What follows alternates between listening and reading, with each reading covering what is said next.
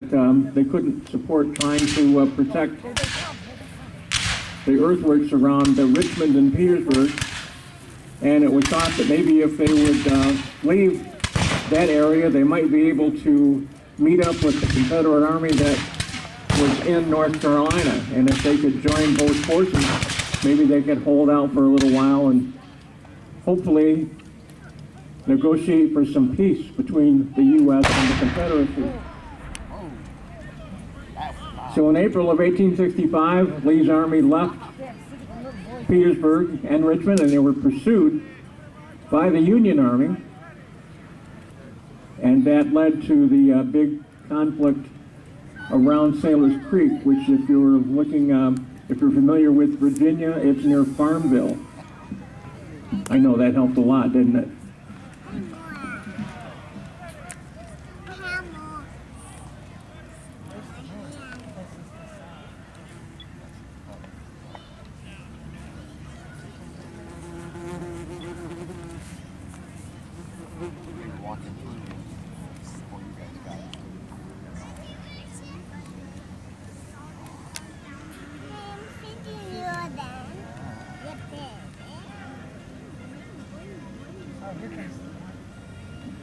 A large part of General Lee's army was fighting the Union as the wagon trains with supplies were moving along. They didn't want to have their supplies captured, so they were trying to fight a delaying tactic with against the Union Army, but the Union Army was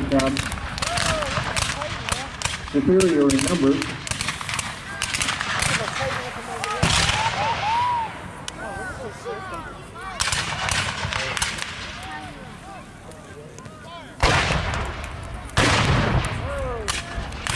As you look at the Union Army, by the way, the ones in blue, the flag that's shown there is representative of the 26th Michigan. There were a lot of members of the 26th Michigan came from the Jackson area. The flag itself was made and presented to the 26th Michigan by the ladies of Jackson before they left for the front.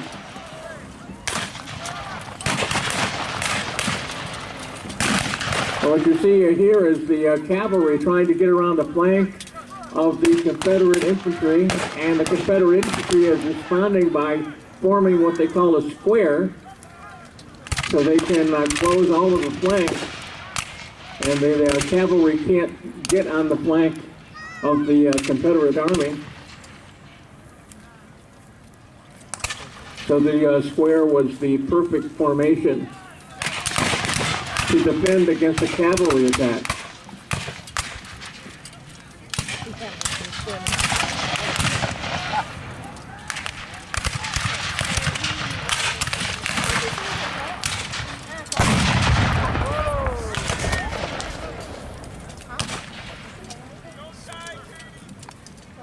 If the Confederates had stayed in the line that they were like in before this, the horses would run along right up along the side on one end of that line and caused a lot of casualties along the line, but the Confederates formed a square in order to protect their flanks.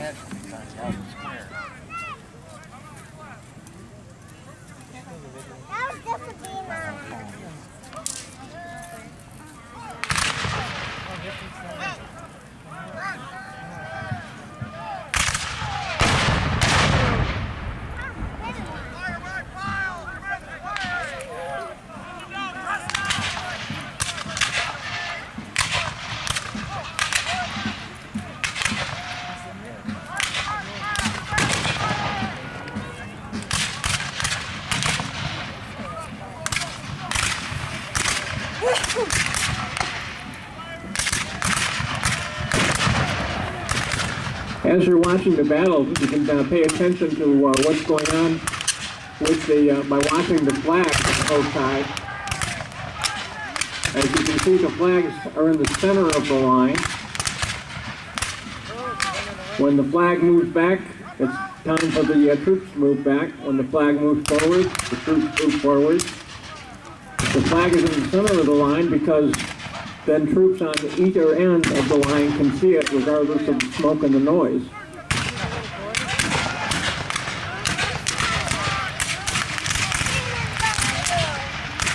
And because the flag was so prominent, it made a good target. So if you happen to be the flag bearer, I think we just lost the flag bearer on the southern side. If you were a flag bearer, you made a good target. And the enemy knew that, and they would shoot towards the flag bearer. If they dropped the flag, there was hope that the enemy would then get confused. And because the flags were so important, it was ultimate dishonor for a regiment to lose to have the flag captured. During the Civil War, the United States Congress instituted the Congressional Medal of Honor. Originally, it was to honor capture of flags, and then has moved on to awarding for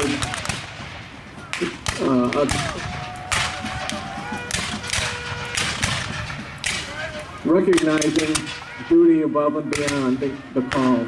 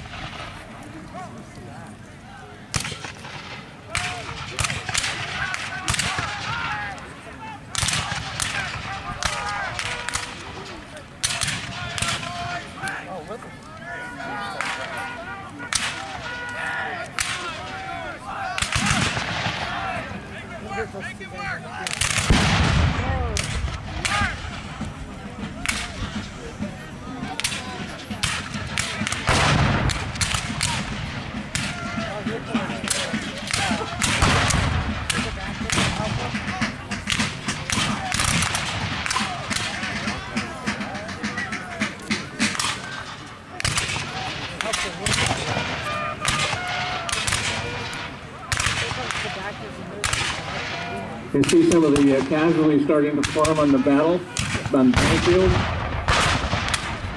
You can see on both sides people tending to the wounded.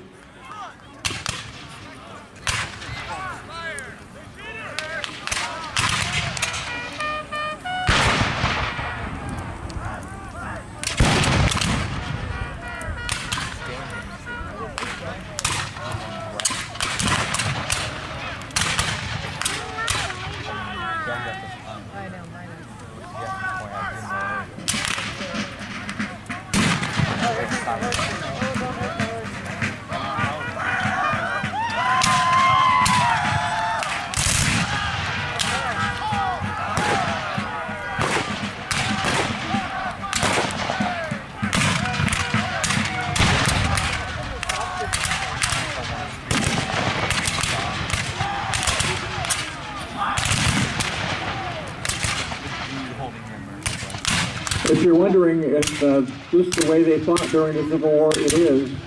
By and large, two great armies facing each other,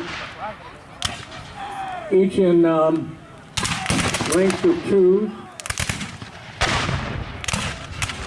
These tactics were developed back in the early 1800s by Napoleon. They called them Napoleonic tactics. They were originally done when the weaponry, you were lucky to be able to hit the broadside of a barn at 25 yards. So by the time of the Civil War in the 1860s, you could effectively kill somebody at 3/4 of a mile. But the tactics didn't change until the end of the Civil War. By the end of the Civil War, we started getting into trench warfare, which you would normally relate to World War I.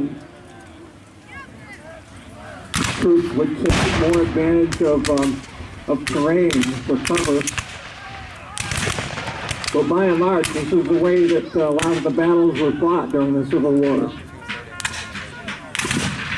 When they would be in two ranks. If the person in front of you went down with a casualty, it was your job to step up to the front rank.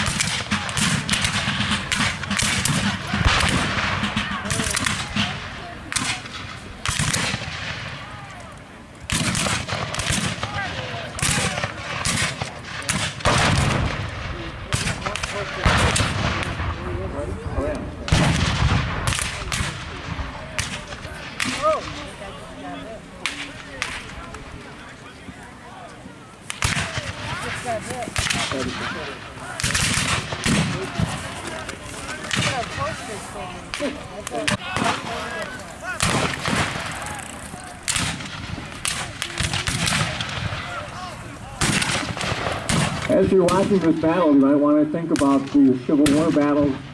This is just a small representation of what it was like.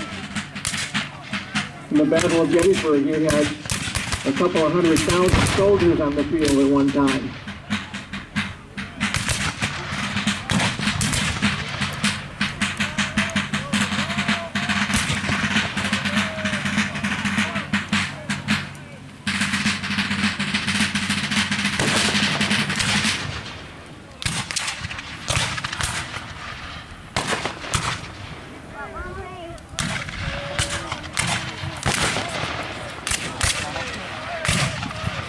The Union regiments going out in the advance, in the red hats and the red pants, are called zouaves. The uniform is based after the French zouave uniform.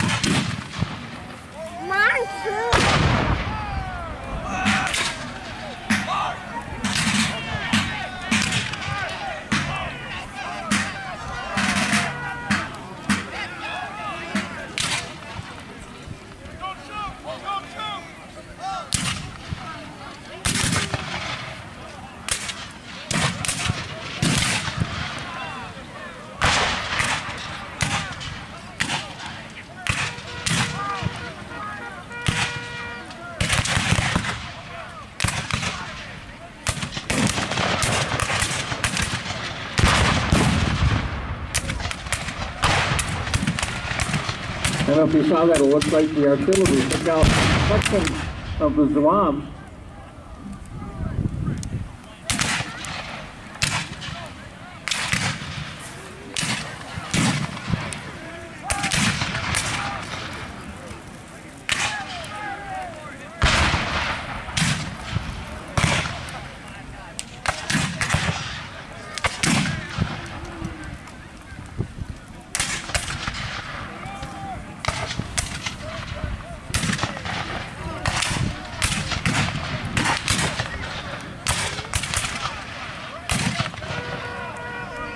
You can see the Confederate troops are quite depleted compared to what they came out on the field with. During the Battle of Sailor's Creek and all the noise and confusion, General Lee, realizing that his army was on the run, said, as quoted to his said, "My God, has the army been disbanded?"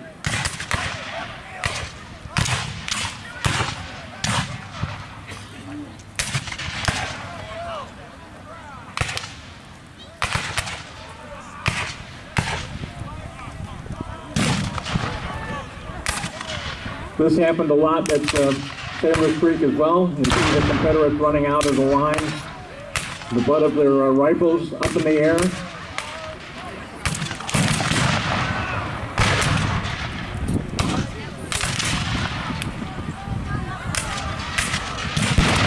Holding the rifle butt up in the air is a signal that they wanted to surrender.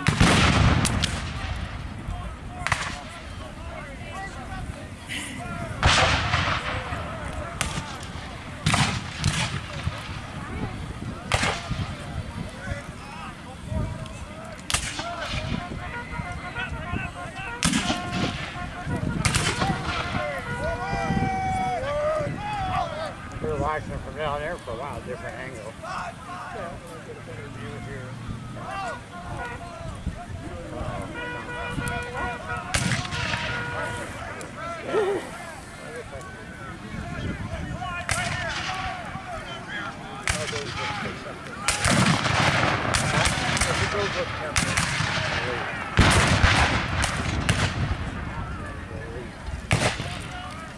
Now you see the Confederates moving back to try to reform and regroup, being met by cavalry over on the over by the woods.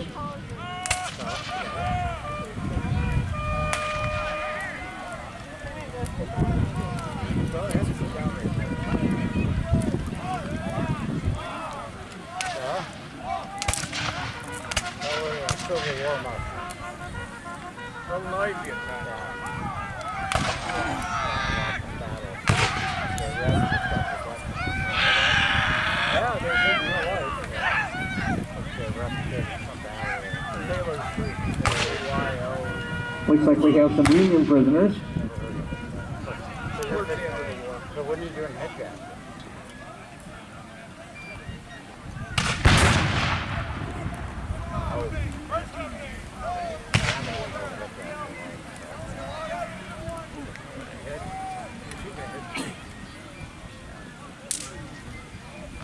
The one Confederate group on the north side, many of them are walking forward, asking to surrender to the Union troops.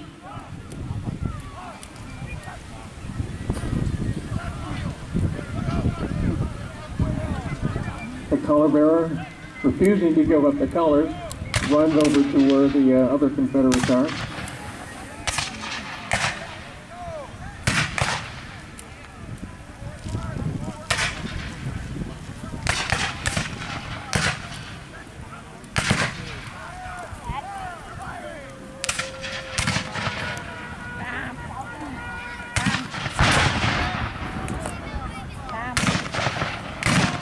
And you can see that color bearer just took a bullet. Somebody in the line, the soldier dropped his rifle, picked the flag, and is waving the flag, trying to rally the troops.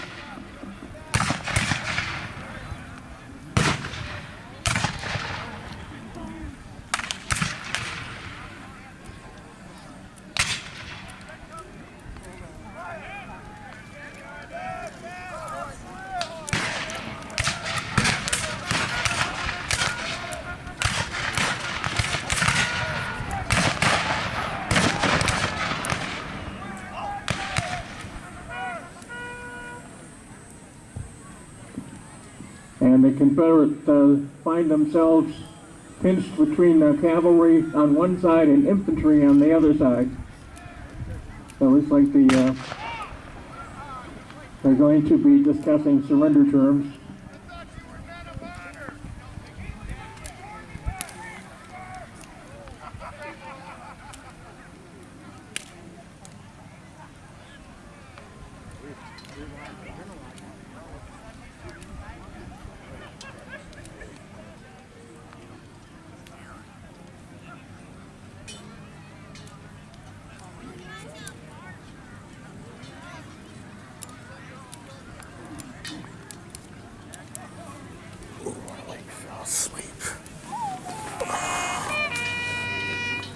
And the best part of reenacting is that we all get to go home. So gentlemen, please rise. And let's hear it for the reenactors.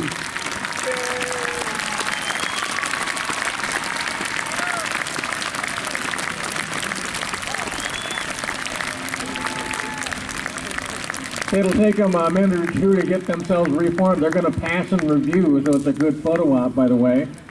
Let's thank our reenactors by doing that cheer that we practiced earlier. Are you ready? Let's hear it for the reenactors. Hip hip. Hooray! Hip hip. Hooray! Hip hip. And the tiger. Excellent. We have a lot of reenactor units here participating. We would like to recognize them. On the Union side, we have